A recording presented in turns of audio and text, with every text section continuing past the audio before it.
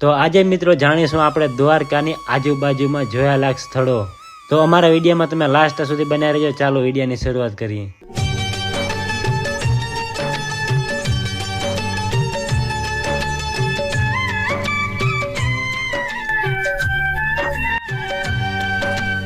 Number 1 ગોપી તલાવ। ગોપી તલાવ એ દ્વારકા નગરીથી લગભગ 19 કે 20 kilometre અને જ્યોતિર્લિંગ મંદિરથી 5 કિલોમીટર દૂર આવેલું છે। ગોપી તલાવની આસપાસનો વિસ્તાર સ્નાન માટે ઘાટોથી બનેલું છે।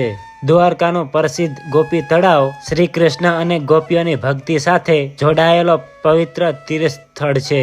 વૃંદાવનથી 16,108 ગોપીઓ ભગવાન શ્રી કૃષ્ણને મળવા માટે દ્વારકા આવી હતી। પછી ભગવાન શ્રી કૃષ્ણને મળીને ગોપીઓ પાછા ફરતી હતી ત્યારે ભગવાન શ્રી કૃષ્ણ માયા રચાવે છે અને ગોપીઓની રક્ષા કરવા માટે અર્જુનને ગોપીઓ સાથે મોકલે છે અને એમ કહે છે કે ગોપીઓને સહી સલામત વૃંદાવન મૂકી આવો। ત્યારે ગોપીઓને લઈને અર્જુન દ્વારકાથી વૃંદાવન જવા નીકળે છે અને રસ્તામાં તળાવ આવે છે।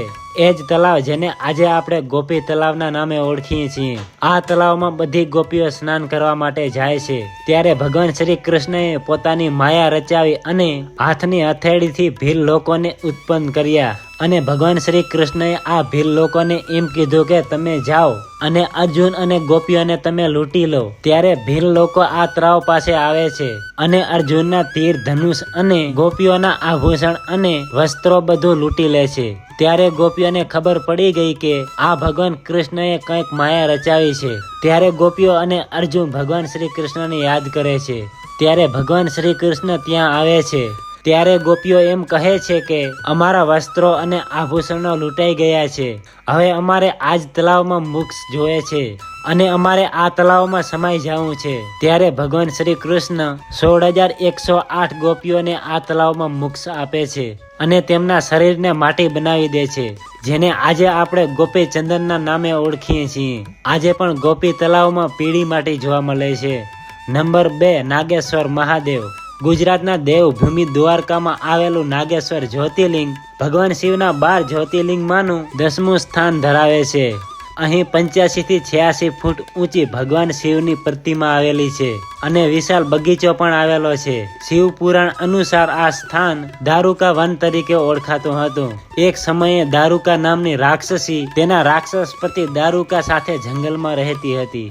માતા પાર્વતીએ દારૂકાને વરદાન આપ્યું હતું કે તમે આ જંગલને તમારી સાથે ગમે ત્યાં લઈ જઈ શકો છો। માતા પાર્વતીના આ વરદાનથી તેણે અને તેના પતિએ સમગ્ર જંગલમાં ખળભળાટ મચાવી દીધો હતો। આજુબાજુના બધા ચિંતિત હતા, તેથી તેઓ બધા મહર્ષિ અર્વ પાસે ગયા અને દારૂકા અને તેના પતિ વિશે કહ્યું કે તેઓ અમને બહુ હેરાન કરે છે, તમે અમને કંઈક ઉપાય બતાવો। અને તેનો ઉપાય પૂછ્યો તે સમયે મહર્ષિએ લોકોની રક્ષા કરવા માટે શ્રાપ આપ્યો કે જો આ રાક્ષસો પૃથ્વી પર હિંસા કરશે તો અથવા યજ્ઞમાં વિઘ્ન કરશે તો એ જ ક્ષણે તેમનો નાશ થશે।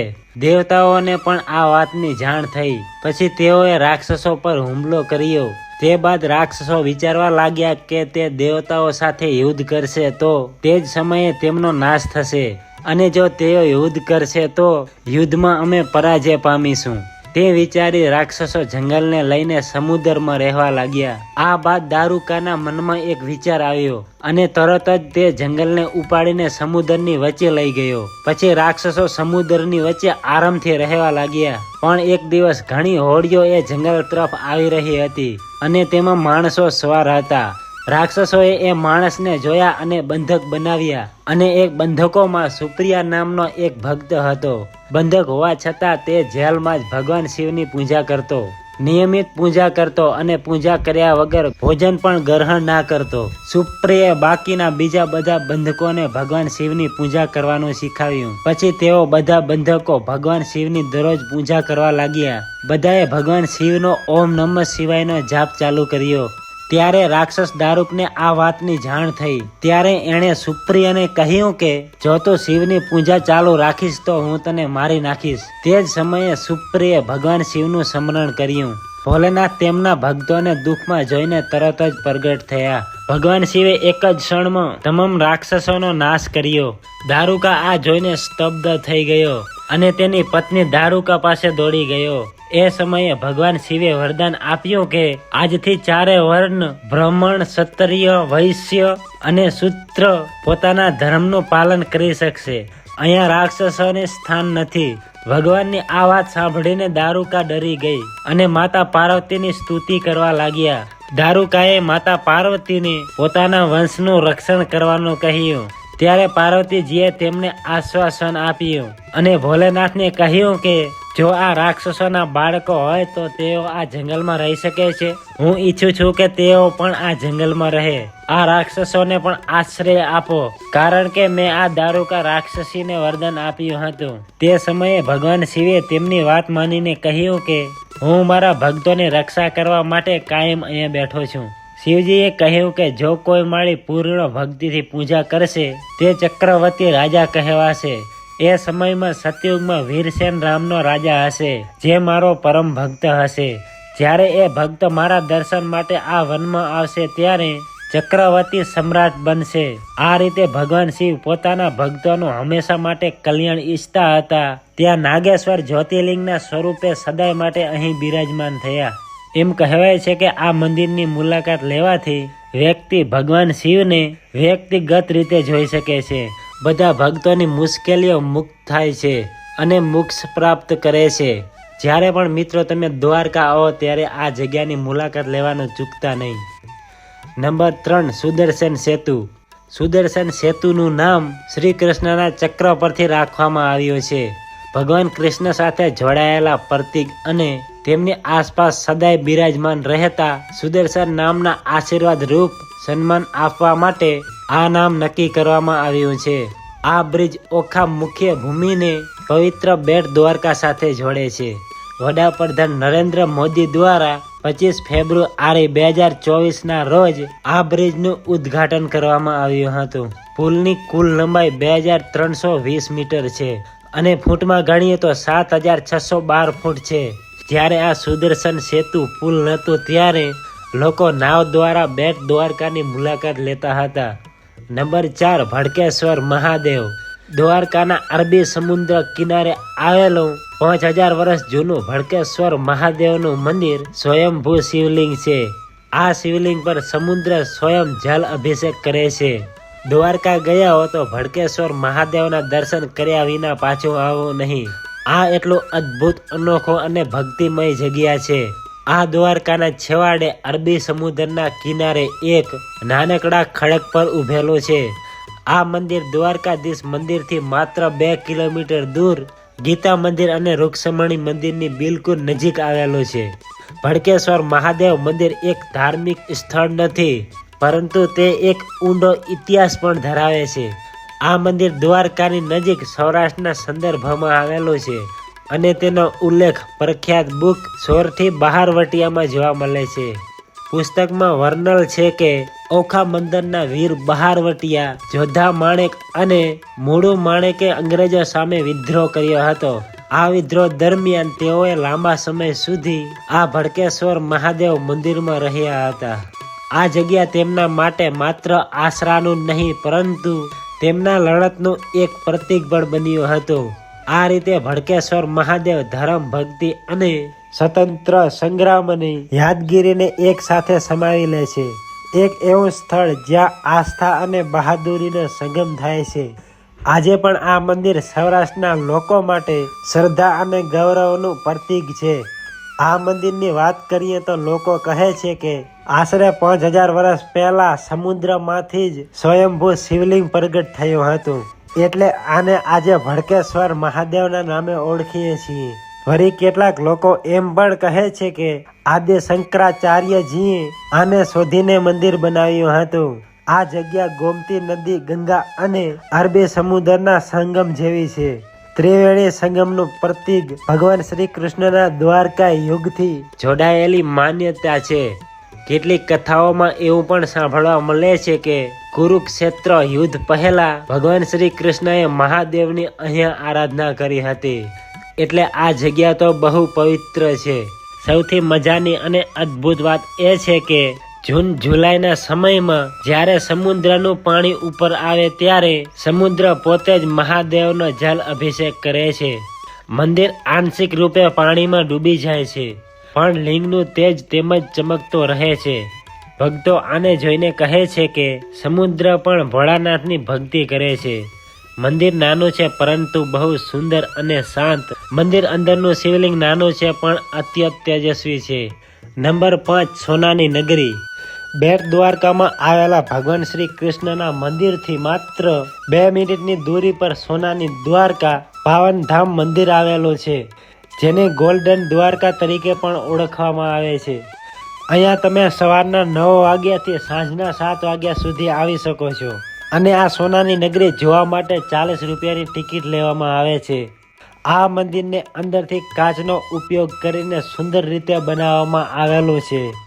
આ મંદિરની અંદર ભગવાન શ્રી કૃષ્ણજીના બાળપણમાં કરેલી તમામ લીલાઓની પ્રતિમાઓના રૂપમાં દર્શન થાય છે. આખા ભારત વર્ષમાં સાધુ સંતો અને દેવી દેવતાઓની ખૂબ જ સુંદર ઝાંકી તમને અહીં જોવા મળે છે. તો મિત્રો, વિડીયોને લાસ્ટ સુધી જોજો.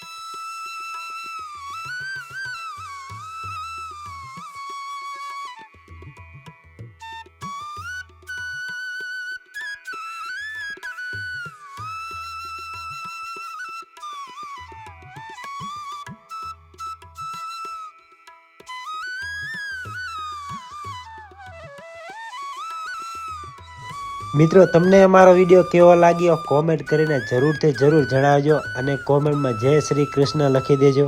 અને જો બેટ દ્વારકામાં ચોખાનું દાન કેમ થાય છે એનો ઇતિહાસ જોતો હોય તો કોમેન્ટ કરીને જણાવજો. તો મળીએ આપણે એક નવા ઇતિહાસ સાથે.